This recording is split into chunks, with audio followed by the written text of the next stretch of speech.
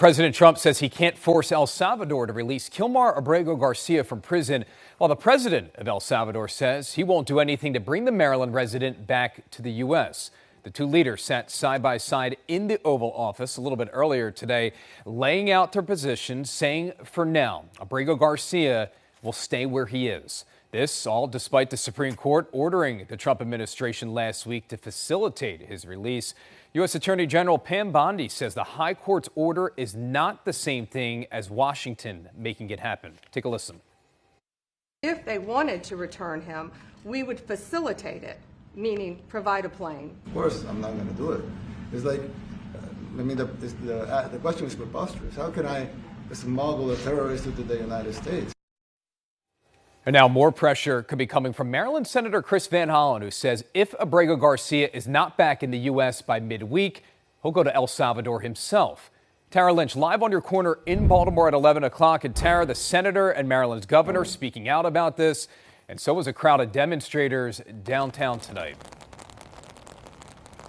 Yeah, Rick, this happened earlier this evening where protesters gathered outside of the federal office building in downtown Baltimore City. Many said that they were not only concerned about Kilmar Abrego Garcia's status and location, but also about the direction that this country is heading. Many of them said that they believe Abrego Garcia's arrest and detention was illegal. This is what democracy looks like. We are in a constitutional crisis, there is no doubt. We have arrived if we weren't there before. Protesters gathered in front of the federal office building in downtown Baltimore, demanding that the Trump administration bring Kilmar Abrego Garcia home after he was arrested in Baltimore and mistakenly deported to El Salvador last month.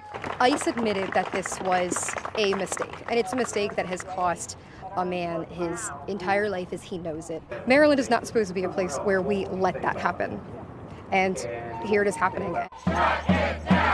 Some were critical of the state of Maryland, questioning how something like this could happen here, with state leaders not intervening. Where is our state? What are they doing to stop it?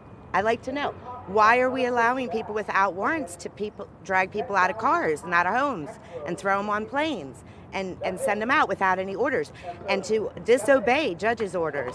Governor Wes Moore took to X while on his trip to Japan, criticizing President Trump, saying the president hasn't taken any action and is now threatening to deport American citizens. The governor called the situation appalling and that he won't stand idly by as Americans disappear.